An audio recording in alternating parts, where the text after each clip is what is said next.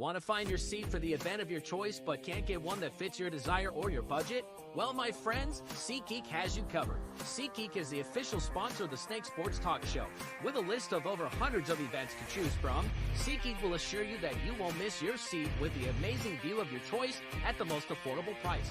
Whether it's looking for your best seat in the house of your favorite sports team, finding live concerts to get you closer to your favorite artist, or enjoying your spot at your favorite live shows, comedies, and more, SeatGeek has it all just for you.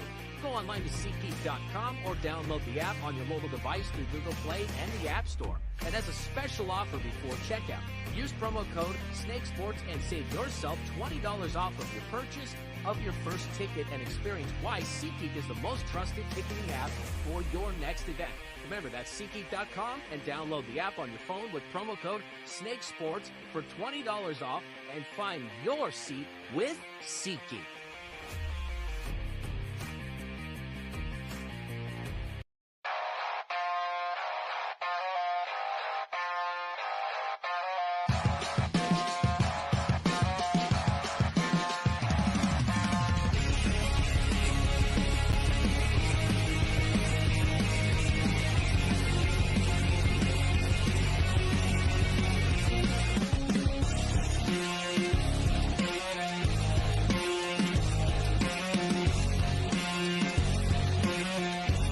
And now, broadcasting live from Las Vegas, the Snake Sports Talk Show with Jake Silva starts now.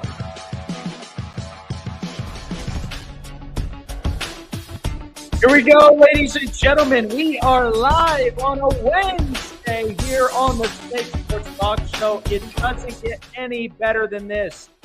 Wherever and however you may be watching and listening, thanks for making us a part of your beautiful day. We are live on all platforms: iHeartRadio, YouTube, X, Twitch, TikTok, and IG. Those are the links. Those are the socials to find us. Wherever you find your social medias to keep us up to date on future and past shows. Really excited about tonight. Kim Becker of Altitude Sports joins us and stops on by. We're going to be talking a lot about the Broncos and the Avalanche. Lots and lots to cover. We've got a lot of NFL talk. We've also got some March Madness right up around the corner at the bottom half of the hour as well. So you do not want to miss out on that. So lots to really kind of cover up on. But I do want to end up starting out with this. So first and foremost, you do realize that that despite, what you would think about Chicago, finally, good for you, Chicago fans, you finally have ripped apart the Band-Aid and are finally getting it. You're understanding what it takes now to basically be a winning team. This is what it is. And honestly, this is now more and more. This is honestly now the most confident I've ever felt about the Chicago Bears in a very long time. So for me personally, listen to this. For a lot of you Justin sexuals out there and a lot of Chicago Bears fans who have been holding on to that 1950s television for so long, good for you. This is a great day for Chicago fans. Free agency, here's the thing that you got to understand about the NFL and why it is just so king when it comes to free agency, is because you get more clarity and you get more understanding about a lot of teams. And at the same time, you get understanding of free agents. And of course, they're filling in the holes. They're finally filling in exactly with what they should have done for the last few years, probably since before my time. Good for you, Chicago fans. You're finally getting it. You're understanding it.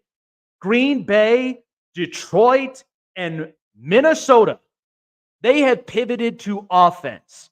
And they realize you've got to score more than 20 points a game. This is why you need the star quarterback. Green Bay is the most patient, well-ran organization. Why? Because they're not in this cloud that Aaron Rodgers has basically put them through. That's where it was fine that he went to the Jets. It's fine that he basically went and searched elsewhere. It's fine.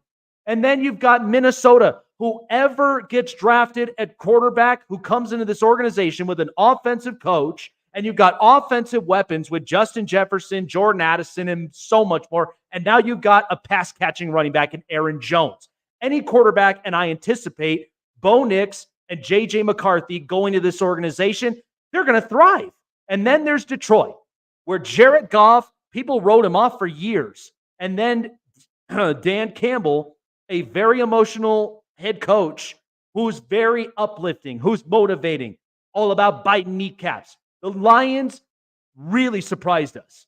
So finally, Chicago, you're understanding this. Now, I feel bad for a lot of fans of Justin Fields because I know you wanted this to work. I know you wanted to give him a second chance. But this was never going to pan out in the first place because Chicago was basically quarterback purgatory for years. But now it doesn't feel like that. It used to feel like that probably like weeks ago before Keenan Allen and before a lot of offensive pieces came here. Now I feel confident. And yes, the obvious pick, you take Caleb Williams. It's the obvious pick now. So Chicago, way to go. You threw out the television. You threw it out. You threw it out the balcony. You're finally getting rid of that 1950s television. It's about damn time. Because I know they've had great defenses, but offense is what these teams are pivoting towards. It's an offensive-centric league. You watch Kansas City, you watch Green Bay, you watch Detroit, you watch a lot of teams now start to pivot to offense with offensive coaches. And by the way, Ryan Poles, the GM, was a former offensive lineman. He understands offense. You need to protect your future quarterback. So finally, Chicago's understanding this. And listen, whatever you have about as far as Justin Fields working out in Pittsburgh, it's okay. They got an insurance policy, and I'll get to that in just, in the next segment. But I do think it's important to have an insurance plan, and I think Pittsburgh has that now. With Russell Wilson now starting out in the Steel City in Pittsburgh, it's going to be interesting to watch. But finally, Chicago, you're understanding this.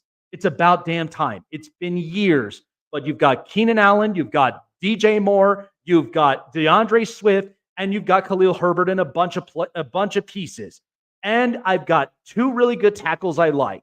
You got them through the draft from last year and the year before, and now they're starting to really play at their best. So it's a good day for Chicago. I've never been to the city, but the city I hear a ton of really good reviews on. I'm a traveler. Me and my wife, we love to travel. And so one of these days, we're going to find our way into Chicago, and I would love to see what the vibe will be in the city. So, like I said, the obvious pick is Caleb Williams. There's no doubt about it. I don't even want to hear any of the rest of it. He's the obvious pick. What else do you really have to question? I feel more confident in Chicago now than what I did 6 weeks ago. So we'll be honest about that. So while I'm not really like shoveling or plowing at least the 2 feet of snow that we got from the previous weekend, which was an awful lot, and it was a beautiful time out here in Denver, but I've got the very best. She's killing it. Analyst and reporter who covers a lot of Denver sports and mostly the Colorado Avalanche. And we're going to be getting into that here in a few moments. But joining me is the best of them all, Kim Becker.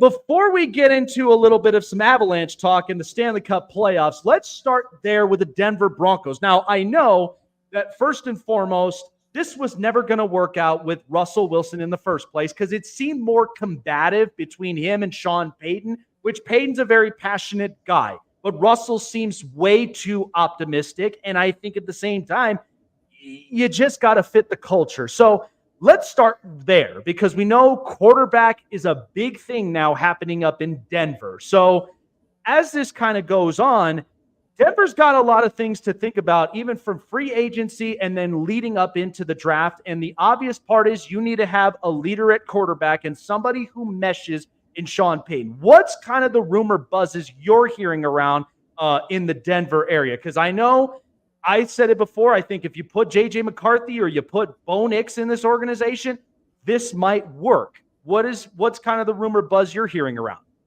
Well, first of all, thank you so much for having me. But the rumors that you are hearing are probably the same rumors that I am hearing. I mean, Bo Nix and JJ McCarthy being the options or good options at that might be because they could be the only options. I mean, even if the Denver Broncos don't pick a quarterback at 12, you've still got maybe Ryan Tannehill, right? Like maybe someone like that, a free agent that you can bring in. But with all of the options pretty much off of the board, once free agency and the tampering period really got going, and now with all of these crazy trades that have been happening, I mean, Jimmy G was maybe thrown out there at the very end of last week after Justin Fields had been traded to the Steelers, after you had Zach Wilson and Mac Jones be traded. Like all of them just are the question marks, right? I mean, I think that the Denver Broncos know that they're probably not going to be running mates for the playoffs for the next couple of years with the situation that they have gotten themselves in. I mean, it looks like Cortland Sutton is staying.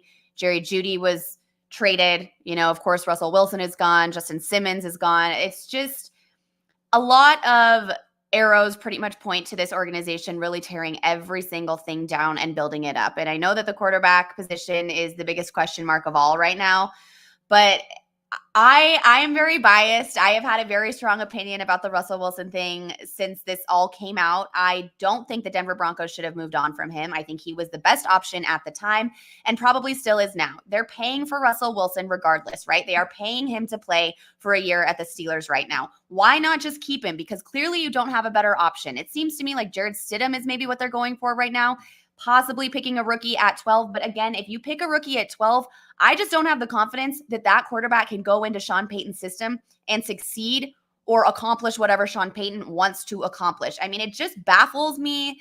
It boggles my mind to think that Sean Payton took this job here in Denver and that this was the result that he was looking for. So to be honest with you, I don't know anything. I worked for the team on game days. I hosted the Red Zone stuff and I did some game day hosting, but I don't know anything from the inside. I mean, I haven't been there or around the team at all since the season ended. I was just contracted for the season just on game days. So I have not heard anything. I don't have any inside information. I just have my own opinions and my own speculation. And it just kind of looks like they're probably going to go with Jared Stidham, maybe having a rookie behind him if they pick at 12, Bo Nix, McCarthy, whoever it might be. But right now, it doesn't feel like this team is going to be very competitive for at least a year or two.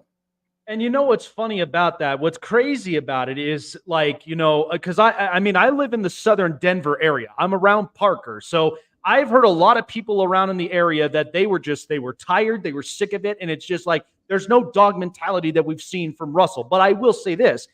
Peyton did do the right thing as far as you were getting Russell in Seattle. You were starting to get 24 touchdowns, 8 picks. So you were getting something to his value. But I think what Sean Payton is trying to accomplish is this was a mess he kind of inherited. I mean, now it's not a good look for one, because you got a new ownership and you had a general manager where, in my opinion, if it came to running a business, I'm not going to pay my quarterback early if I haven't seen him play for 8 weeks. So I think they learned their lesson. They're going to have to, unfortunately, have to bite this one pretty hard. But eventually, they should, at the very least, get this through. Because my opinion with it, it's been years since Denver's really built somebody through the draft. The last one that was successful was John Elway, and they won 2 Super Bowls. They've been to multiples, but they were able to win 2 in his career, and a great prospect out of Stanford. But I think this is kind of the thing. It's okay, even if you take a quarterback in the first round, build him up through the system. Hopefully, and Sean Payton, my thought was this: if JJ McCarthy goes to Denver, I think he's going to get a second great coach, because he's coming off of Jim Harbaugh's system and goes into Sean Payton's, and he's a gamer. He's fresh from a natty. So I think having a winning mentality, I think, is kind of the most important thing to bring into this building, right? No, I think you're spot on with that one. JJ McCarthy knows how to win. Coming from Michigan, being under Jim Harbaugh, Harbaugh does not mess around. So it's not like all of a sudden coming into Sean Payton's system would be a shock to his system, right? Because he's worked with a coach who is all football all the time. So I definitely think there are some pros to that. My biggest concern is just that the NFL is a very different beast than college football is. And so it's the transition period that right now feels like they don't have a lot of. If you bring in JJ McCarthy, what does he do? Does he start, or does he go behind Jarrett Stidham right now. I'm not saying Jarrett Stidham's a bad quarterback. He might be great. Maybe Jarrett Stidham's going to be the answer for this next year, and McCarthy could stand or be under center behind him, right? Be that second string quarterback. I don't really know what that looks like, and maybe it would be a competition for the starter position during training camp, just depending on what Sean Payton wants. What the only strongest feeling that I have about this whole thing is that whatever Sean Payton wants, he will get. It seems like he has the reins now to the team.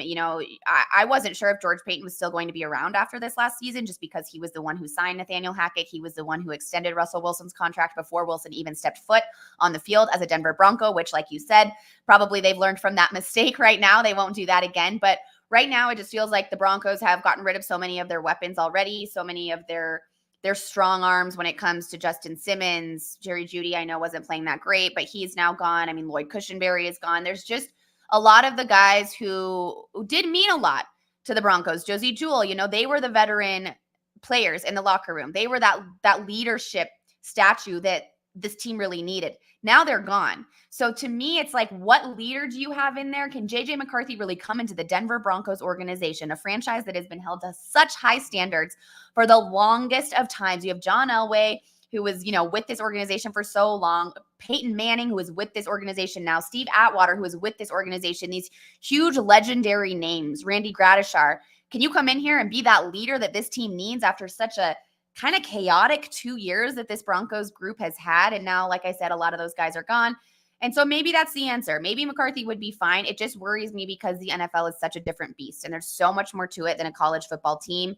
And it just doesn't sit well with me thinking that the Broncos could maybe make the playoffs this next year. I just don't think that they're going to be competitive. Yeah, and I honestly think, it's going to take an awful lot of work. But if honestly, if you give me at the very least, if you give me about a 7-8 win season, maybe there's some hope that's in there. And maybe that's more of just the right coaching plan, the right direction. Because the big thing is, at least, Cortland Sutton has stayed in this organization, because I didn't think he was going to end up staying. I thought there would have been a deal in place. But with Jerry Jeudy gone, it seems like they've got full trust and confidence in Tim Patrick, and they've got a couple other options. But I do love Marvin Mims. I think kid really does work well in the slot, and I think there's a little bit of some optimism from there. But center's a big thing now with Cushenberry gone. But I was just as surprised as Denver fans was, Justin Simmons ended up getting released. I didn't even think this was going to be possible.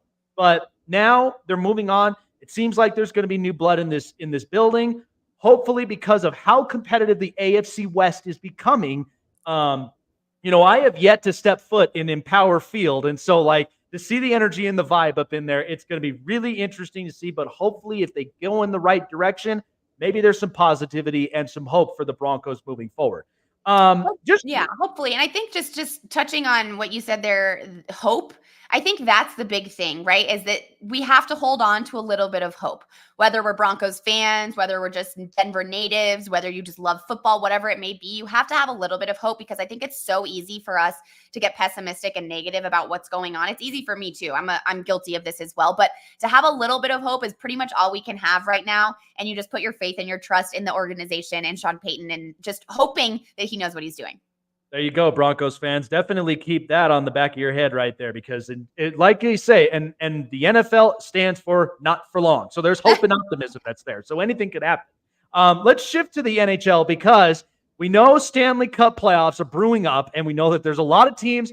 So I just want to recap this, because this was a crazy 3 days of trade deadline that happened. And my phone was buzzing all those 3 days. So what was your thoughts on the trade deadline, and what are things going to shape up for the Avalanche moving forward?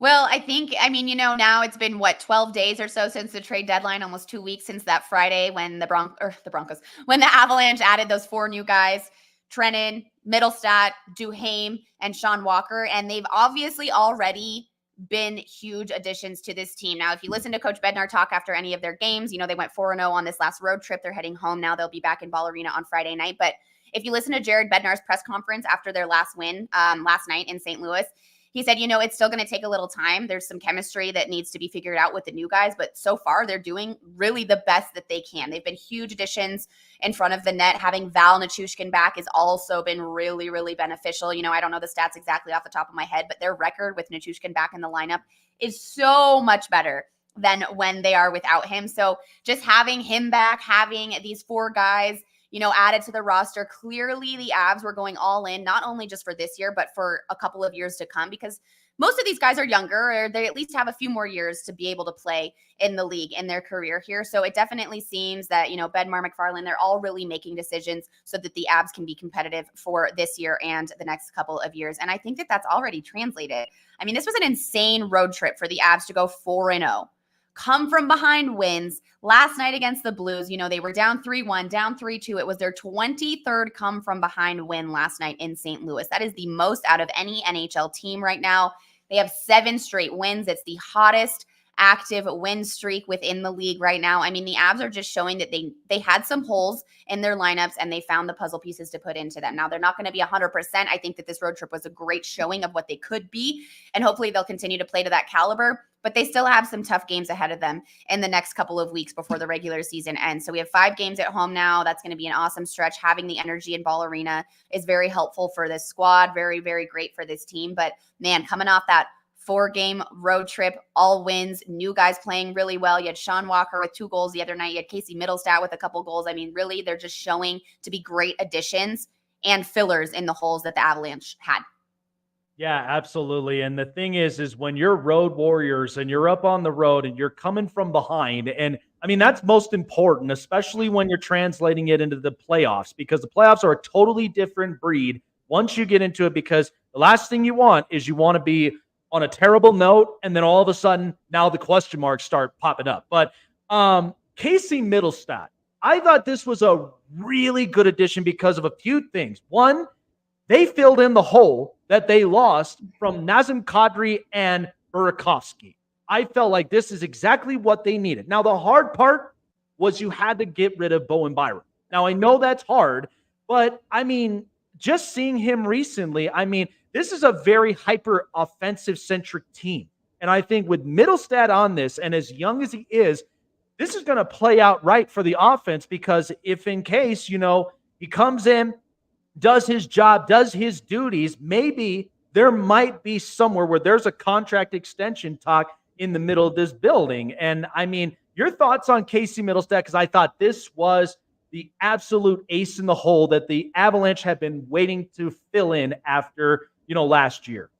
Well, Jake, you're not the only one that thought that, because in the power rankings on ESPN this last week, the Avs jumped from 8 to 5, and ESPN said that reason is because of the addition of Casey Middlestat. They said that the Colorado Avalanche have Cale Makar, they have Nathan McKinnon, they have Mikko Rantanen. However, they couldn't do it with those 3. That's what ESPN said. So the addition of Casey Middlestat was what jumped the Avs from 8 to 5 in the power rankings last week. So I think that you are spot on with that. Casey Middlestat is definitely the guy that they were looking for to fill that spot. He's been playing so well. He also spoke to Katie Gauze during the game last night, and he said that Devon Taves, I believe it was, had that assist to him, and he just puts it in the right spot. And he said that that was such a great play by him. He's just really, really good at talking about what the other players out on the ice are doing for him to help make his job easier. And I think that just really speaks to his character and what kind of player he is. He didn't come in here to be the superstar, but he knows that there's superstars around him and that they can help him play to the best of his ability as well. So I think that the Avs have some great guys. Casey Middlestat seems to be, like you said, just a great player, an addition that definitely could get a contract extension. I've heard his name so many times thrown around over the last couple of weeks since he was added to the Avs lineup. And, I host Avalanche Live on Altitude. We've talked about him a little bit, but even in the national media as well, they were talking about Casey Middlestat and what that addition means to this Colorado lineup. And I mean, the Avs are making a solid stretch right here. They're making a solid run to the playoffs, and, they're right behind the Jets in the Central Division, neck and neck there. But I think that that's good. It gives them a little bit of a motivation, a little bit of that competitive factor to really finish the regular season strong. And I'm sure Casey Middlestat, coming from a team that had no playoff hopes, to now this team that has a very good chance of making a Stanley Cup run, is motivation in itself for him. And now I will tell you, because I know that that the Avalanche, and amongst a couple teams that want to get back into the cup really, really bad, these are usually the moves that you make. Now, I will say, I don't throw my fandom on the show, but as a longtime Vegas native, and the Golden Knights are not looking as solid, but they are a team that, it's not about what you do in the regular season, but it's what you do in the playoffs that really translates for these great teams. So in the previous episode that I had, and just a thought from here. So my previous episode, I revealed out my top 10 post-trade deadline. Now, respectfully, I had the Avalanche at 3, and in my opinion of this is, I love the moves they did because Casey Middlestat, absolute ace in the hole. Loved the move.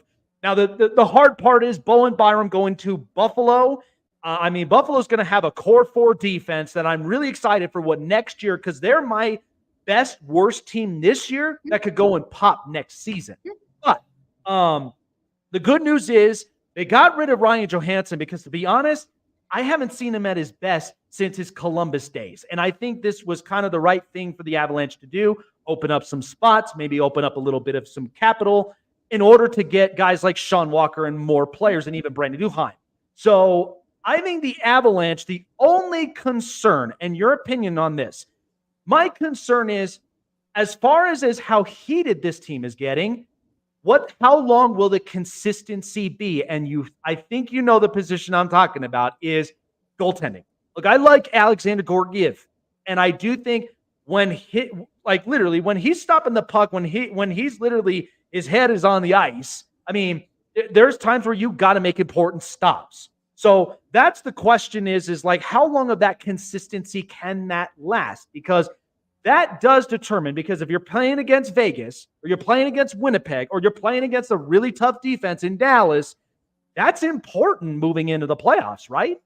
Oh my gosh, spot on. And, that's the question I think that a lot of people have, and not necessarily just surrounding who's in net, but surrounding the entire team, especially after that first road trip after the All-Star break. The Avs only got 1 point on that road trip. I think they had 1 or 2 points. They had 1 overtime win, and the rest were losses. So that was really scary. That was kind of the time that I was like, I don't know. This doesn't look so good for the Avs down the stretch here, but they really turned things around on this previous road trip. And Justus Onanen is the guy that is the backup goaltender. And I think that we pretty much found the answer from the trade deadline, and no moves being made there at the backup goaltender, that he will be the guy that's in net. Now, Alexander Georgiev, like you said, has been playing so well. He really has been playing great, even though there were a couple early goals. I can't remember if it was the Vancouver game or the Calgary game on this road trip that happened right away. I believe it was the Flames game in that first period. And you were like, oh my gosh, how did Georgiev let those go in right off the bat? This is going to be bad for his mentality, bad for the offense, bad for the start. But that really wasn't Georgiev's fault. Those were some crazy goals, some crazy shots. They were really, really hard to defend. And so I think it's really important is what's happening in front of the net.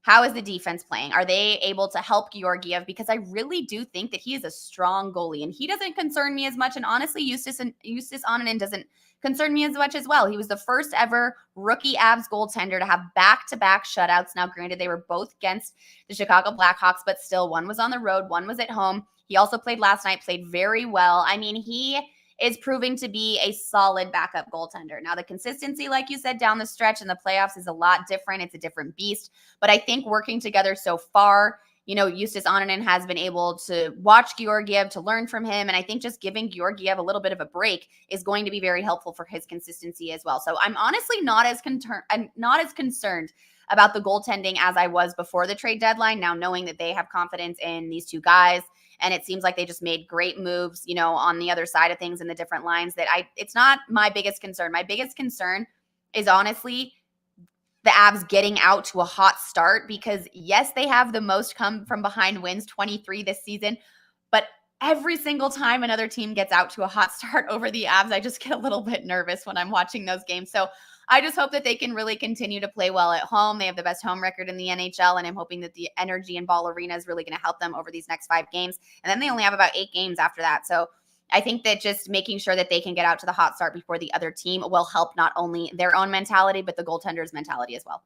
Now, I will tell you, it's definitely an interesting atmosphere. My first time in Ball Arena against the Chicago Blackhawks, I was expecting an SC top 10 from Connor Bedard.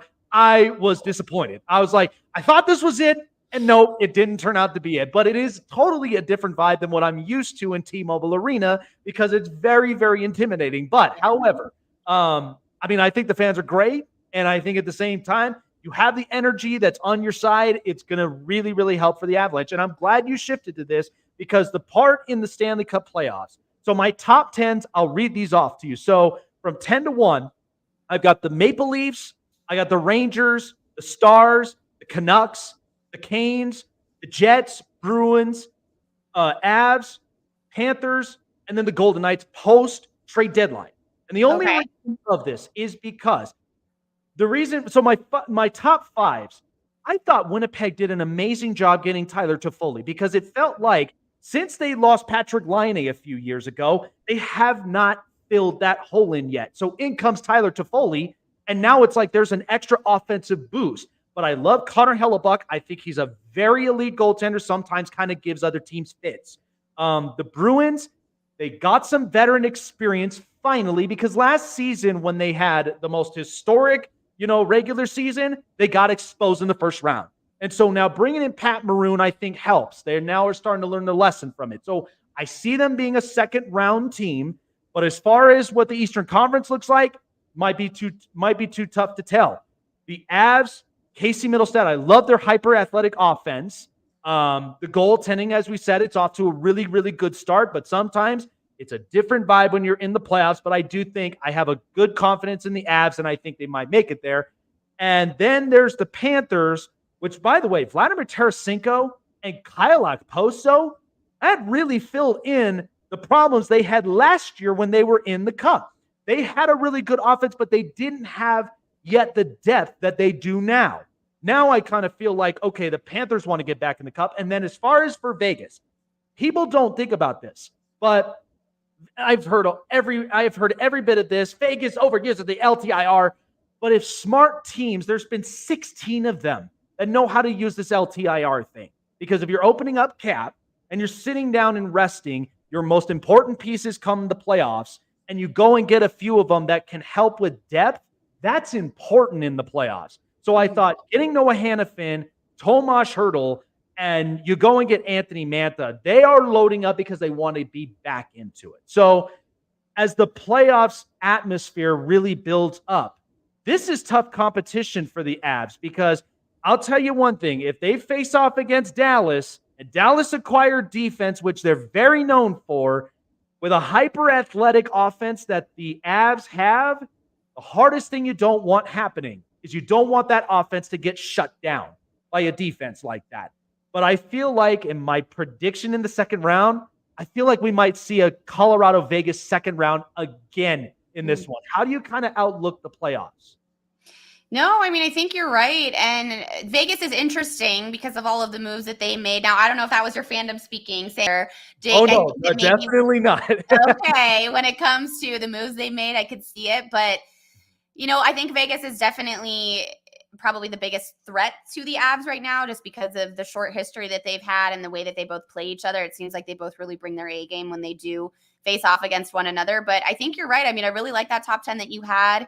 The Jets are very interesting. I think that the Avs might see the Oilers in the playoffs, and then the Jets are going to be a tough one to beat. I don't know about Dallas. I think that, all of these teams, the way it shakes out, they're all going to be threats to the Avs. However, I have heard Coach Bednar say this, and I've heard players on the Avs say this, that they feel like they really can't take anyone. If they continue to play the way that they did up in Canada this last week, if they continue to play that way down the stretch and then continue that in the first round of the playoffs, I think that any of these teams should be and will be a little bit terrified of the Avs and who they're going to go up against. Now, I do hope that the Avs can catch up to the Jets in the Central Division.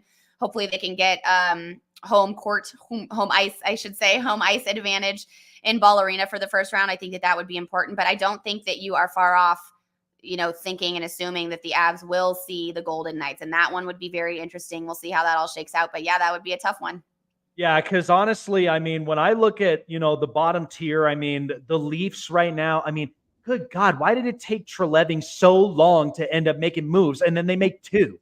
And so I'm like, the Leafs are doing this again, which I'm like, it felt like they won the Stanley Cup after they beat the Lightning last year in the first round. And I'm like, whoa, slow down there, because then they got exposed by Florida by the end of it. And so it's like the Leafs, they're a great regular season team. But then when I watch Mitch Marner and I watch a bunch of other players they get exposed in the playoffs. That's where I'm like, yeah, this is not a true top-tier playoff team. But I honestly say, as good as Vancouver's been playing, I feel like this is this year's foos goal to me, because it's been a long time since Vancouver's really had a tough team since 2011. And now they've got some of these pieces. I'm afraid that for some of these teams with playoff experience, they might get gassed. That's why I'm like, you face off against Colorado, you're going to get gassed. You face off against Vegas, you get gassed. So I think Vancouver kind of feels like fool's gold to me. But the thing with Vegas, my opinion on it is because they are like trade first rounds, rinse and repeat. And they didn't get rid of anybody. They just know how to utilize the depth. And then when it comes to important guys stepping up, they know how to fill those gaps, fill those holes, and they do have a really good goalie tandem. So that's where I'm like, I think teams like that with playoff experiences could very much be fits for teams that have not been in the playoffs for a very long time. So what's the latest we're hearing as far as Gabe Landeskog? Because I think that's kind of the thing everybody's worrying about. Because the thing is, going into the playoffs, I don't think if he's coming back healthy, I don't think the Avs, they're smart enough. I don't think they're going to push him out on the ice very quickly. I think maybe they might start him at the bottom, see how he feels. They got Middlestat now. They have a lot of these guys. So what's the latest you've heard from Landeskog, and is there a possibility we might see him in the playoffs this year? I think there's still a possibility, but I haven't heard anything that the general public hasn't heard, honestly. You know, they're keeping it pretty quiet, or there's no updates or whatever it may be. But, you know, Gabe was out at morning skate a couple of times at Family Sports out at the practice facility. But honestly, I haven't heard many updates recently. So I guess the possibility for him to join in the playoffs is probably still there. But again, I don't know anything.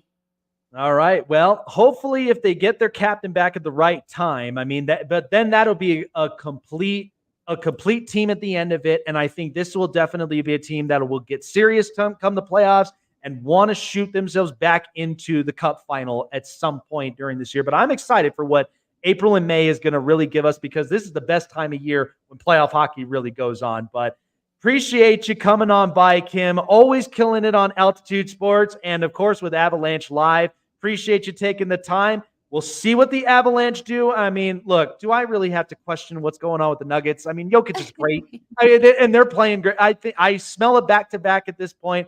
But like I said, the atmosphere totally different in Ball Arena. So if come the point, round 2, Vegas, Colorado, and we're here in Ball Arena, maybe I might have to reserve my seat to going and seeing that big game from there. But appreciate you stopping on by, Kim.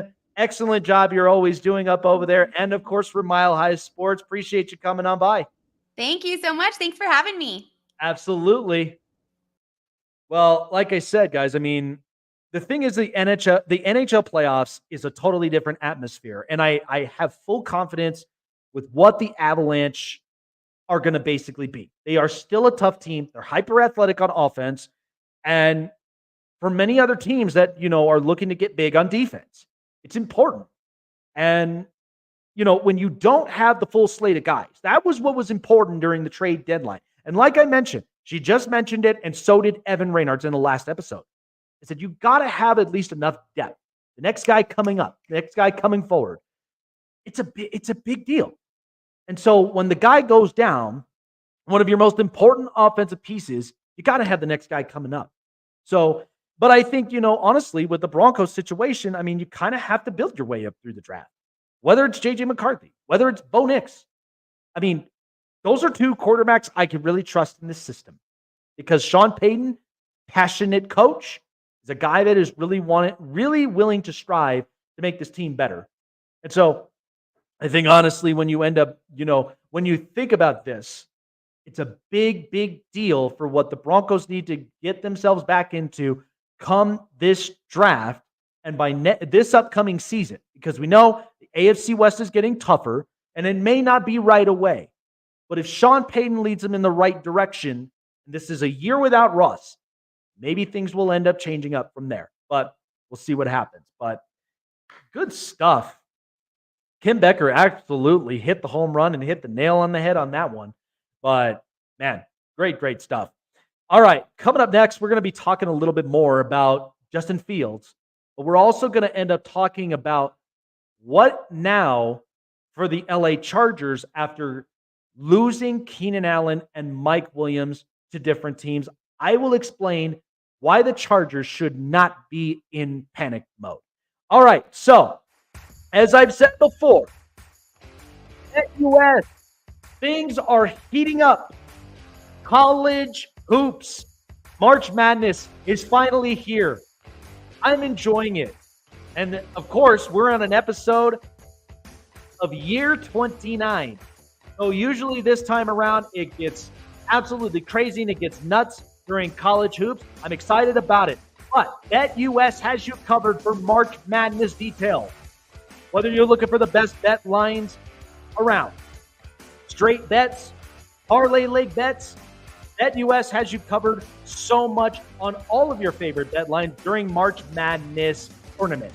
And they've got you covered with the best lines and the best options possible for you to win big in the tournament. So when you go online and sign up on BetUS.com with $50 deposited or more, you'll get 200% in bonus bets with 30 risk-free bets. Talk about a second chance shot, right? BetUS has you covered on everything that you need with your betting needs and so much more throughout the College Hoops March Madness tournament. Get yourself signed up today. BetUS.com. BetUS is the proud sponsor of the Sports Talk Show. BetUS, where the game begins.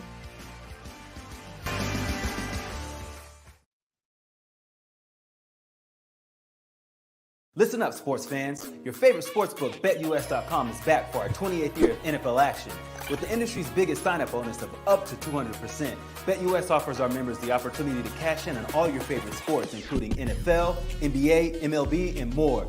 We've also got hundreds of new casino games, including the coolest new European slots, and our live dealers are waiting for you at the table. Sign up at BetUS.com today to get into the action.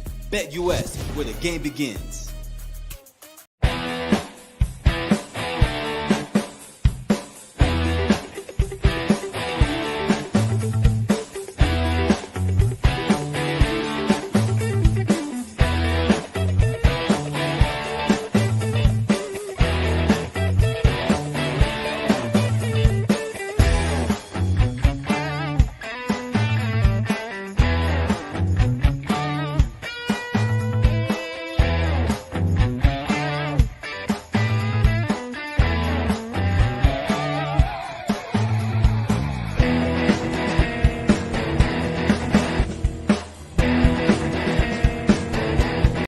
Check out the Con Man live on the Sports Corner, coming to a screen near you, giving you the greatest stories from basketball legends you've never seen before, sharing their glory, building the toughness, and how they show off their swag. But only one man knows all that, and that's the Con Man. Join Michael Conceição, the Con Man, at the Sports Corner, Fridays at 5 p.m. Eastern, 2 Pacific on Sports Wave Network. Snake Sports Talk Show is sponsored by Muscle Tech, with hundreds of supplements and vitamins to choose from, all packed with 100% all-natural proven ingredients. You can be sure that Muscle Tech will give you the edge and the boost to train and look like your fit and healthy best, whatever your goals are. Try Muscle Tech today and use promo code SNAKESPORTS to save 30% off your purchases. Key Williams and Dante Criswell star in 7200 Seconds podcast Tuesdays at 5 p.m. Eastern, 2 Pacific on Sports Wave Network.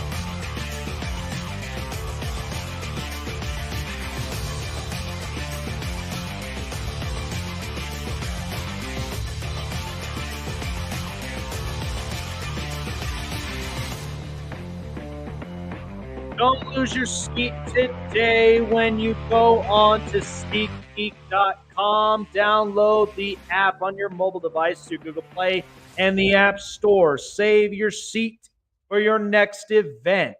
Use promo code SNAKESPORTS for $20 off of your first purchase of your first ticket on your next event, whether it's your sport event, live concerts, or more. Go to SeatGeek.com, download the mobile device on your Google Play and App Store, and $20 off using Snake Sports. All right, so here's the deal. People have asked, what is so significant about Justin Fields going to the Pittsburgh Steelers, because people can't seem to see it. So I'm going to enlighten everyone on this subject, because a few things of it that have really caught my eye is I think this was a good move for Pittsburgh to going and acquiring Justin Fields. It is obvious the Chicago Bears are going to basically take Caleb Williams. I'm sorry for a lot of Justin sexuals out there, because, you know, I know that they tried to make this work, but this has always been Chicago's problem for years, and especially when it comes to quarterback purgatory. So this is not something new. But let me ask you something, because I am in the government field. I will not disclose anything else, but I am working in the government field. And let me ask you this. How would you feel if you did not have an insurance policy for your well-being or for your retirement or some, whatever it may be? It's important. Pittsburgh is smart enough that when it came to their offense, they've got an insurance plan for a few reasons. One, what if Russell Wilson doesn't work? What if he gets hurt? Wouldn't you want the best insurance plan possible? Think about it with your car insurance. You want the best insurance possible to insure you, your vehicle, and you get the best price, and you also get the best affordability when it comes to rentals and when it comes to repairs. It's important to have the insurance coverages. Why not even for your retirement or maybe injuries on the job? Sometimes insurance policies can save your life, and it also could save you a few bucks if you use it right. So Pittsburgh, with their offense, because they have never fell short when it came to offensive weapons. They never have. So my opinion with this is that I think with Pittsburgh, what they're doing with Justin Fields, because if this thing with Russell Wilson doesn't work, you've got Justin Fields, you've got a young quarterback. So I think this was the smart thing. And I think at the same time, Pittsburgh's not dumb for this. So you've got a player's coach in Mike Tomlin. And again, defensive culture, nothing new to Justin Fields. He's already coming off of one.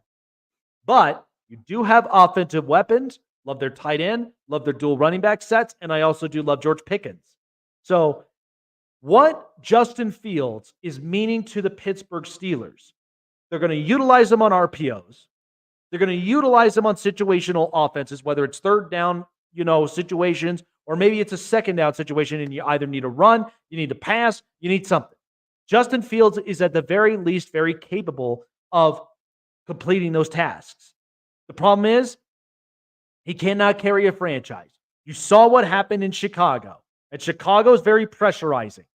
Whereas they groomed up this whole offense specifically for Caleb Williams. I wish Justin Fields would have got the same treatment, but you can't always ask for everything. So what Justin Fields and what this meant for him personally, he goes to an organization, now goes to the AFC, where you've got Lamar coming off of his second MVP in his career, Joe Burrow off injury, been to a Super Bowl before, and you have a Cleveland defense. So you cannot be mediocre at quarterback. That's why they went and got Russ. And this is also the reason why that they got Justin Fields. Now, Kenny Pickett going to Philadelphia, he was pissed, he was tired of it, kind of complained. They shipped him off to Philadelphia. Maybe he'll get the treatment with the Eagles. But the point of this being is, if you can get a compensatory pick, because this was the whole reason with Chicago. They shipped him off because they got him for a 6th-round pick, but that could turn around into a 3rd or a 4th rounder if, depending on it, Justin Fields plays. I feel like this is a 60-40 deal. 60 of it goes to Russ, 40 of it goes to Justin Fields.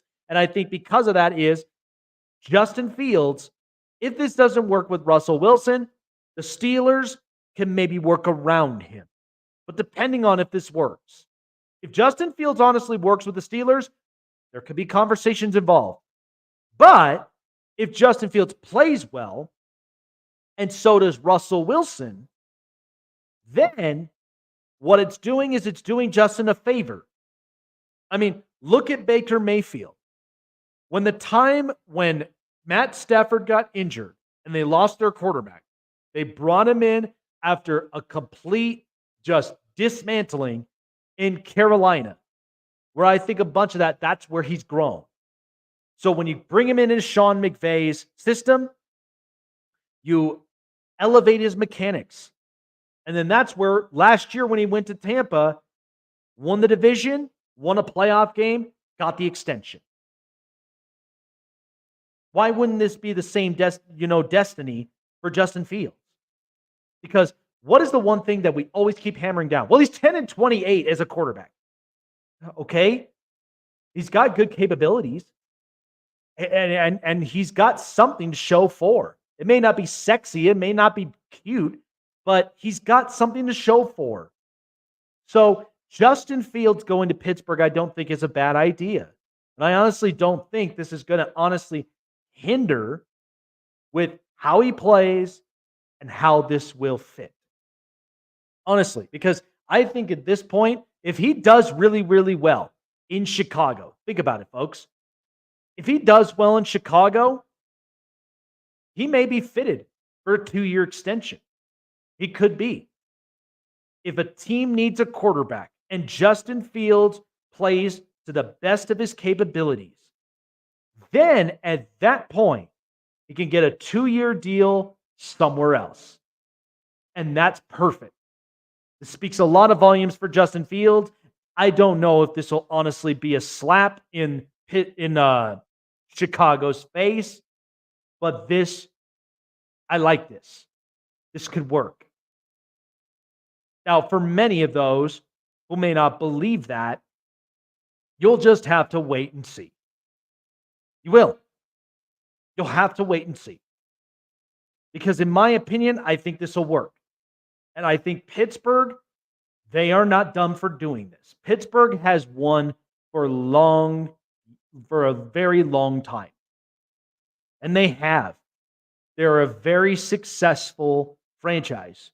You know it and I know it. And so I think Pittsburgh's in the right direction with this. I don't think they're in the wrong. Now, Deontay Johnson going to Carolina is a little interesting, but I don't think this honestly puts him in the wrong place. I think this honestly, you get an insurance plan. You get at least something out of Justin Fields. And I think this solidifies it. This absolutely makes a ton of sense. It makes all the sense in the world. And I applaud Pittsburgh for this. I think this works. So let me talk a little bit about the Chargers. So now that Keenan Allen and Mike Williams, the end of the era has happened. Both of their star receivers are gone. One of them came off of a great season, but refused to take a pay cut to get better players. So instead, he goes to Chicago and is probably going to end up with a great connection with Caleb Williams. But we know he's getting old. We knew at some point that they were going to have to end up finding his replacement at some point, but I didn't even think it was going to be sooner. So Keenan Allen is gone. Mike Williams is gone. We knew he was injury prone, but the Jets ended up signing him to a 1-year, $15 million contract to ensure, hey, let's see how he is when he's healthy. And so we've seen the injury history, but let's see how he does when he's healthy. That's what the Jets are getting. And it's a perfect second receiver option next to Garrett Wilson. What does this mean now for Justin Herbert and the Chargers? Because people are freaking out that they don't have a true number one anymore. Justin now needs more weapons. They don't trust Quentin Johnston. They don't trust Josh Palmer. What is Joe Ortiz and Jim Harbaugh doing? Take a deep breath, folks. This is not as bad as you may think it is. The Chargers are not panicking. And the reason of this is because Jim Harbaugh, the longest it's taken him was years at Stanford. And for many people that know, think about it. How long did it truthfully take for him to get the right piece, get at least the offense right? It took years. And then they finally did. Andrew Luck, arguably one of his best quarterback prospects. They got it right. So I don't think they're wrong for this. I think at the end of it, they did the right thing. They got at least the perfect answer for their offense. And he'll do the same exact thing for the Chargers. He's done this with Michigan, he's done this with Stanford, and he's done this with the Niners. He's not panicking. Neither should Charger fans at all. I don't think they should be panicking. Because what this is telling you is that this is giving you sense of optimism. Now look at the receivers in the draft. The Chargers have multiple options at wide receiver. So what this does is now this allows them to go and get the best receiver possible, because at this point they got no choice. Or if something were to happen in the next coming days, because we know that the draft is late April, if something were to happen in the next couple days, there are many options. If they go and get a wide receiver somewhere, maybe, just maybe, because Minnesota, they need a quarterback. There's no doubt about that. Minnesota needs a quarterback. Multiple teams need a quarterback. You could trade and potentially move down and go and get Brock Bowers if that's what you choose. That's the second option. But I think when you look at Malik Neighbors, when you look at Rome Odunze, and you look at Marvin Harrison Jr., if the Chargers got Marvin Harrison Jr., you know what this looks like? This looks a lot like what it looked like in Indianapolis after Peyton's third year. Okay, Peyton Manning, a very solid quarterback. When he got drafted in 98, he was a top prospect out of Tennessee, and Indianapolis with Jim Mora was not great. But they got him a well-respected head coach in the league, Tony Dungy. Justin Herbert came off of Anthony Lynn and Brandon Staley. Coordinators that just did not work. And now you've got a grown-up in Jim Harbaugh. There should be no reason for them to panic. None. I think if you really look at this with perfect eyesight, I think this honestly is not something that Charger fans should panic about. They're calm, they're cool, they did the right thing. Think about it. They restructured two of their edge rushers, their contracts. Mike Williams, injury prone, they could not carry that contract. Respectfully. Keenan Allen, they asked him for a contract restructure. He refused because he was coming off of a great year. I know Charger fans don't want to hear this, but take a deep breath. They know what they're doing. Joe Ortiz is very smart for this. So is Jim Harbaugh.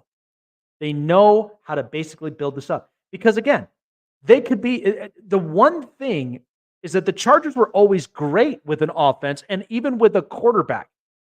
You guys remember Dan Fouts, Drew Brees, Phillip Rivers, and Justin Herbert? Chargers are great for it. They've always figured out their quarterback. What they needed to do is they needed to figure out a run game, and they also need to now figure out who's going to be my number one option at wide receiver. Because hopefully, I'm not condemning Quentin Johnston because of a rookie season that was just absolutely abysmal.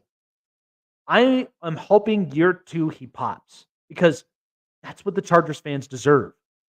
And it looks like from video, it looks like he's using a lot of his hands for people that were questioning and concerned. Yeah, he's got hands now. So I think the Chargers will be fine. And wherever Jim Harbaugh goes, he wins. Always. He always wins. Because he turned around a terrible program in Stanford and made them arguably one of the best programs in Pac-12. Gave Pete Carroll fits in both places, Stanford and in San Francisco. Okay? Jim Harbaugh has a vision. So let's embrace the vision. Let's understand it a little bit more. Let's get some extra eyes on it.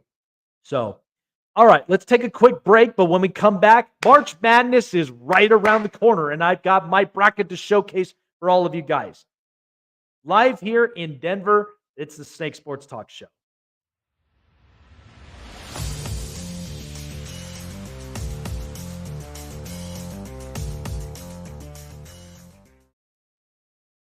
Want to find your seat for the event of your choice but can't get one that fits your desire or your budget? Well, my friends, SeatGeek has you covered. SeatGeek is the official sponsor of the Snake Sports Talk Show. With a list of over hundreds of events to choose from, SeatGeek will assure you that you won't miss your seat with the amazing view of your choice at the most affordable price. Whether it's looking for your best seat in the house of your favorite sports team, finding live concerts to get you closer to your favorite artist, or enjoying your spot at your favorite live shows, comedies, and more, SeatGeek has it all just for you. Go online to SeatGeek.com or download the app on your mobile device through Google Play and the App Store. And as a special offer before checkout, use promo code SNAKESPORTS and save yourself $20 off of your purchase of your first ticket and experience why SeatGeek is the most trusted ticketing app for your next event. Remember, that's SeatGeek.com and download the app on your phone with promo code SNAKESPORTS for $20 off and find your seat with SeatGeek.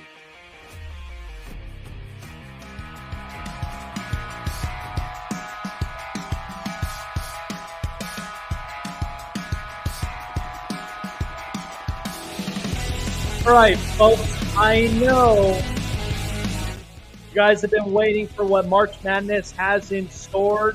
Now, I don't think this is a sexy year for, college hoops, respectfully, but I do have my bracket. And again, I'm 29 now. Yesterday was my birthday. I appreciate everybody for sending their birthday wishes. Thank you all for supporting the show. And thank you so much for all of your birthday wishes. Really, really appreciate it. We had a great night. Wifey and I decided to stay home, have a delicious meal, and celebrate. So last year, 20s, it's here. I'm 29 now, and being on the show now at age 29, it's going to be some great stuff, and we got a lot of great content ahead of us in the next coming days. But usually this time around, I'm really excited about it because this is where March Madness really, really gets very interesting. So, without further ado, my March Madness bracket. Here we go. All right. Yes, I got the percussions for everybody here. So, March Madness is going to be a little bit interesting this year. But as the way that I look at it,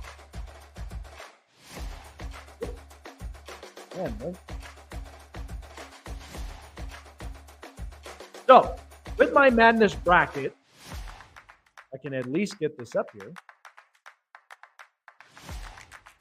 Can't seem to get this up on the screen. All right. Okay, so my March Madness bracket, as you know, there's a bunch of teams that we've seen. And again, I've done a lot of my research and a lot of these teams that I have basically followed. And there's some great stuff to get from here. So my first round from here. So I see Connecticut and Stetson. I'm going with the Connecticut Huskies. All right. Connecticut has a really, really good all-around team from offense to defense. So I think Connecticut, they'll win the matchup. I got Northwestern against Florida Atlantic, and they'll face off against Connecticut in Brooklyn. San Diego State against UAB. I got those Aztecs winning up and going on to the next round. And then Auburn and Yale. I'm going to take Auburn. Auburn actually has a pretty decent defense. So not a lot of people are really kind of talking a whole lot about it, but Auburn is in fact an interesting team to watch. Now my Cinderella team, Duquesne against Illinois. I'm going with Duquesne to move on to Omaha. Now, Duquesne is my Cinderella team because This is the last year for their head coach in March Madness. A story, of course, not a whole lot of people are familiarized with, but I honestly do think that in this position, I think this is going to be great. And I think Duquesne, they've got a really good overall offense. Defensively, situationally, there could be an interesting team moving forward. Morehead State against BYU against Duquesne. I got Duquesne against BYU. I got them upsetting them. And then Illinois against Morehead State. I'm going to take Illinois in this game. So I got them moving on to the second round. Washington State against Drake. I'm taking Washington State. The Cougars looking pretty solid this year. Iowa State against South Dakota State.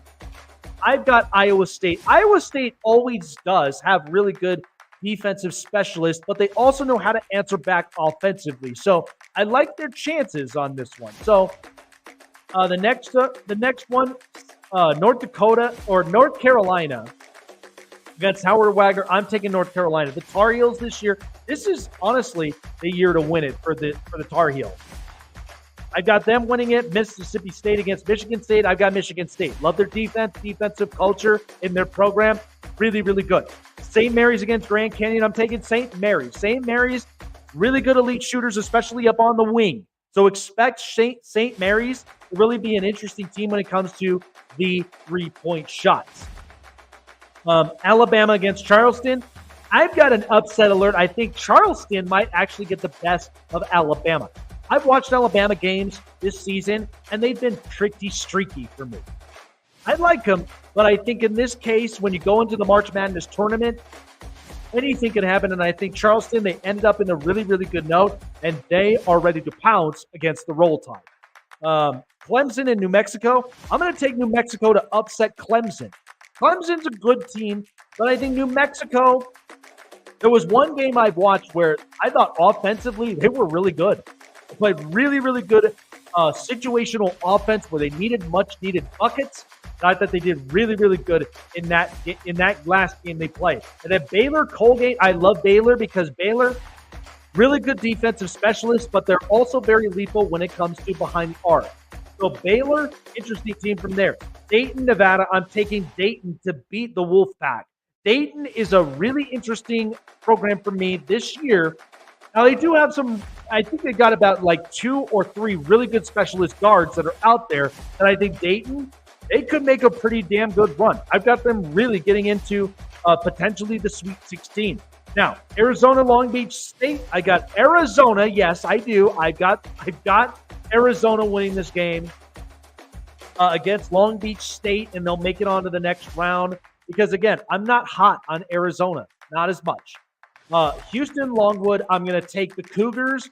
They end up going into Memphis, and then the team that faced them, Nebraska, Texas A&M, I'm taking Nebraska. Nebraska this year has actually gotten much better on the defensive side of the floor, and I think, honestly, interestingly enough, between them and Wisconsin, Nebraska has a much better defensive specialist group than I think Wisconsin does. In that game, Wisconsin and James Madison, I'm taking James Madison to upset Wisconsin in this round.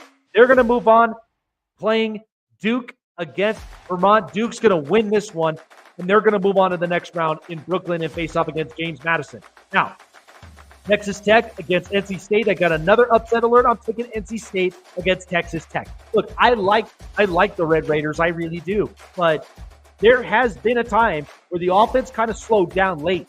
And NC State, they are the kind of team that they will play solid for a single half. But then when it comes to the second half of everything, NC State really does give you fits. So I'm going to take them to move on to the next round. Kentucky and Oakland, I'm taking Kentucky.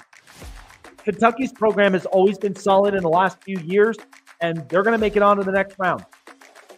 My next one, Florida against, they got Boise State and Colorado. Who they're facing, I'm going to take Florida to win this one. Florida's got a really good offensive set, and they do have some really good situational players on both offense and defensively. So I'll take Florida to move on from there. Marquette against Western Kentucky, I'm taking Marquette. Marquette to me seems like a very sure thing as the number 2 seed in the South Division. So now we're kind of moving on to the Midwest. Purdue against Montana State Grambling. I'm going to take Purdue on this one. Purdue, last time around, Purdue was not that hot of a team, but I do think they make it into the next round. I have really good full confidence in the Boilermakers here this year. Utah State against TCU. I'm going to take TCU on this one. TCU in late portions of the second half have actually been a very good situational controlling team on the offense and on the defense. They give you much needed stops. They give you much needed blocks. And then offensively, shots within the perimeter, TCU could very much give Utah State a lot of fit. Gonzaga against McNeese. I'm going to take Gonzaga in this one. Gonzaga against McNeese. It clearly looked like lopsided. It looks like a lopsided matchup. So I'm going to go with Gonzaga there. Kansas Samford, I'm going to go with the Jayhawks. Because Kansas has actually a really good offensive specialty. So this is a team to really kind of keep an eye on. South Carolina, Oregon. I'm going to take Oregon to really go with the upset against South Carolina. I like the Gamecocks, but I think, honestly, if you watched a few games very closely with Oregon, they've been very, very good situationally. So I'm going to take the Ducks here in this one. Then Creighton, Akron. I got to go with Creighton.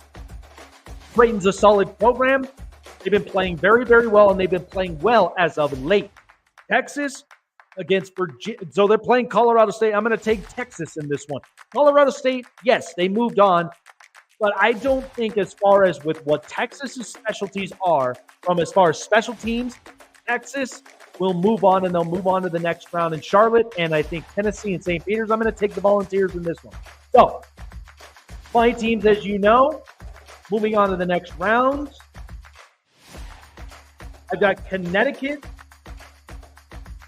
I got Connecticut against Northwestern, San Diego State, Auburn, Duquesne, Illinois, Washington State, Iowa State, North Carolina, Michigan State, St. Mary's, Charleston, New Mexico, Baylor, Dayton, Arizona, Houston, Nebraska, James Madison, Duke, NC State, Kentucky, Florida, Marquette, Purdue, TCU, Gonzaga, Kansas, Oregon, Creighton, Texas, and Tennessee. Now, here we go on the next round. Okay? On the next round, Connecticut against Northwestern. I'm going to take Connecticut again because I think, honestly, Northwestern, they are a real good team, but I don't think they match up well against the Huskies. I really, really don't. So, I think in this one, Connecticut is going to honestly give them so many fits offensively and defensively. San Diego State against Auburn, I'm going to take the Aztecs in this one to win this. The Aztecs have a very good situational defense. They know exactly how to spread the ball around the court. And I think the Aztecs, they'll be very interesting. So they'll be facing off against Connecticut in the Sweet 16. Duquesne against Illinois, I'm going with, Duquesne against Illinois, I'm going to go with Duquesne on this one. I think they are going to ride the Cinderella train for as long as this goes. And I think they make it into the Sweet 16. The Cinderella team, again, Cinderella teams are so much fun to watch because it's a story that not a lot of people really hear of a lot. Washington State against Iowa State. I'm going to take Iowa State, the Cyclones, to make it into the second round or the Sweet 16 against Duquesne. North Carolina against Michigan State. As close as this gets, I think North Carolina dodges a bullet. They're going to make it into the Sweet 16. St. Mary's against Charleston. Charleston was a real good program, but I'm going to take St. Mary's in this one and to face off against North Carolina. New Mexico against Baylor. Baylor, as I've said, very good specialty. I'm going to take them to move on to the Sweet 16. And then Dayton against Arizona. I think this is where Arizona stops. Respectfully, even though the Final Four is in Phoenix, I'm going to take Dayton to move on in this next round. Nebraska against Houston. I've got an upset alert. I'm going to take Nebraska because I think they're going to give the Cougars fits in this round. So I'm going to take Nebraska to make it into the Sweet 16. And then James Madison against Duke. I like Duke's program. They're going to make it into the Sweet 16 again because there's an awful lot of really good history, and they've had a history of winning for years and years. So I'm going to take the Devils here in this one. NC State against Kentucky. I'll take Kentucky to win. Now, it may be a close margin. NC State might give the Wildcats fits, but I think Kentucky survives and makes it through. Now, Florida, Marquette. I'm going to take Marquette in this one against the Gators. The Gators have had a really, really good run, but I think Marquette stops them in their tracks. Really good situationally. I'll take them to move on. Purdue against TCU. this is as close of the confidence I have in Purdue. I'm going to take them to win against the Horned Frogs, and they'll move on. Gonzaga against Kansas. This is what sucks about Gonzaga with this one, because they're a good team, but they're not a powerful program like they once were a few years ago. That was their opportunity, and I think Kansas ends up stopping them in their tracks, and they move on to the Sweet 16 facing off against Purdue. Creighton against Oregon. I'm going to take Creighton here in this one. Oregon upsets a team, but I do think Creighton, because of their depth, Creighton is going to really, really bounce them. I think probably this might be an 8-point lead for them. I'm going to take Creighton here to move on. And then Texas, Tennessee. I've got my money on Tennessee moving on. I think this will be a really, really good matchup. So my Sweet 16 consists of Connecticut, San Diego State, Duquesne against Iowa State, North Carolina against St. Mary's, Baylor, Dayton, Nebraska, Duke, Kentucky, Marquette, Purdue, Kansas, Creighton, and Tennessee. So that's my Sweet 16. Now we're going to move on to the Elite 8. And so my Elite 8 teams is going to look like this. So my Elite 8 teams, Connecticut against San Diego State. Of course, I'm going to take Connecticut in this one. Connecticut's great offense. They're going to give San Diego State fits, even though that San Diego State will hold with them defensively, but it's still not enough with as far as their depth is concerned. Duquesne against Iowa State. I like Duquesne's story. But if you look at the Cyclones offensively, situationally, they are a very good team to hold possession and hold control with their offense, and they are not phased at all. I think this is where Duquesne stops, and Iowa State is going to face off against Connecticut in the Elite 8. North Carolina against St. Mary's. I love North Carolina's roster, and I do love their depth. I'm going to go with the Tar Heels to move on. And then Baylor, Dayton. I like Dayton, but I think Baylor just survives in a 3-point game in the second half, and I think they move on. Nebraska against Duke. Duke fans are going to kill me for this one, but I honestly do think Nebraska is going to upset Duke, because defensively, you know what this feels like? This feels like a few years ago to me, like it felt like with Wisconsin. So I think Nebraska pulls off the same thing, and I think Duke, this is as far as they go. They're not going to make it to the Elite 8 this year. I just don't trust the depth of their offense. Kentucky, Marquette. Kentucky fans might hang my head, but I'm going with Marquette against the Wildcats, and I think they make it into the Elite 8 this year. Purdue, Kansas. This is where, like I said, I liked Purdue at that point, but this is where they stop, and I think Kansas makes it into the Elite 8. And then Creighton against Tennessee. Tennessee survives with lucky stops against Creighton, and I think Tennessee makes it into the Elite 8. So my Elite 8 teams are Connecticut, Iowa State, North Carolina, Baylor, Nebraska, Marquette, Kansas, and Tennessee. Now, we get into the Final Four. Final Four teams, to me, I don't think this is a coincidence for me. But Connecticut against Iowa State, I've got Connecticut winning this one. Connecticut's got a very, very good depth all-around team, and I think it's going to be too much for Iowa State. I think Iowa State's going to get gassed up to this point because it's very hard to get into the Final Four. North Carolina against Baylor. North Carolina is going to get tested again when it comes to defense, but I think they just survive in this margin. I like North Carolina to win this one and make it onto the Final Four. Nebraska, Marquette. I think Marquette, with as good of the program and the team that they have, I think Nebraska's my team to watch to go into the Final Four this year. I think they really do make it in. And then finally, Kansas, Tennessee. I see Kansas really making this in. So my Final Four teams, folks, is Connecticut, North Carolina, Nebraska, and Kansas. I think it's pretty solid.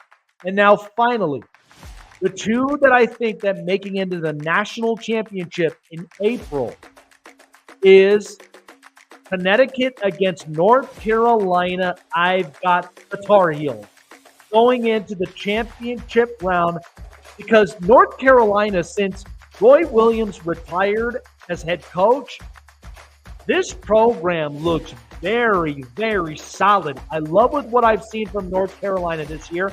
I will take them to go to the Natty. And then Nebraska, Kansas, it's just a close nail biter, but I think Kansas makes it in I've got them beating Nebraska to go into the national championship against North Carolina. So it's North Carolina, Kansas. Who do I see surviving this one? That's right, folks. I've got North Carolina. That is my team to win it all. March Madness. The North Carolina Tar Heels beat the Jayhawks to become the national champions in the tournament. And like I said, this year's March Madness is just plain weird because it was like we did not really get a whole lot of really solid teams as far as specialists. Now, I've been hearing this all throughout, one of my favorite shows that I've always listened to. But I've been hearing this where, the NBA, a lot of their stars, domestic stars, they are not the ones that are basically taking over this league. It is mostly players that are international play. Because a lot of these international players, they were groomed up since they were young ages. So when I look at domestic players, like Jason Tatum's right now the best domestic player currently in the NBA. But if you really want to be honest about it, this one and done deal and what it's meaning right now for the sport of basketball, it's not great. It's not. So I think this year with March Madness, I hate to say this, but it hasn't been a great year with college basketball. I'm sorry to burst everybody's bubbles for this, but it has not been a great year. But I do think we're still going to get the best out of March Madness because it's the best time of year. Basketball's wrapping up. Hockey's getting into playoffs.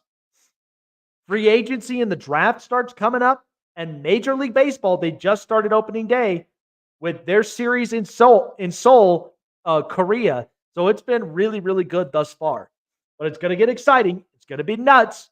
But I am excited for what the March Madness tournament is going to be. I hope it's going to be a really, really good one. I would love to see a lot of this action coming in. So, alrighty, folks, that's going to do it here for me on the Snake Sports Talk Show. Shout out to Kim Becker of Altitude Sports for dropping by. Really loved our talk with the Broncos and the Avalanche. It's Stanley Cup playoffs preview. Really, really good informational stuff. It's going to be interesting to watch. So I'm going to be kicking back and I'm going to be grabbing my popcorn, grabbing a seat, and I'm going to be enjoying the Stanley Cup playoffs when we start. Appreciate everybody for hanging out and stopping by. Like, follow, subscribe. Guys, we are 7 subscribers away from 600 on YouTube. Let's get up there. Let's do it. Let's hit the milestone mark. Keep yourselves up to date with future and past shows. Tomorrow, my good friend, Cole McCain from Eagles Elite Podcast and NFL Playmakers Podcast is going to be joining me here up on the show. We're going to be talking some Philadelphia Eagles. You do not want to miss that. That's going to be on the next episode tomorrow on the Snake Sports Talk Show. Appreciate everybody stopping by. Jake Silva signing off. Have a great night. Enjoy the March Madness tournament because it's going to be madness happening everywhere all in March. Appreciate you guys for stopping on by. Have a great night, and we will see you guys in the next episode of the Snake Sports Talk Show. Take care, guys.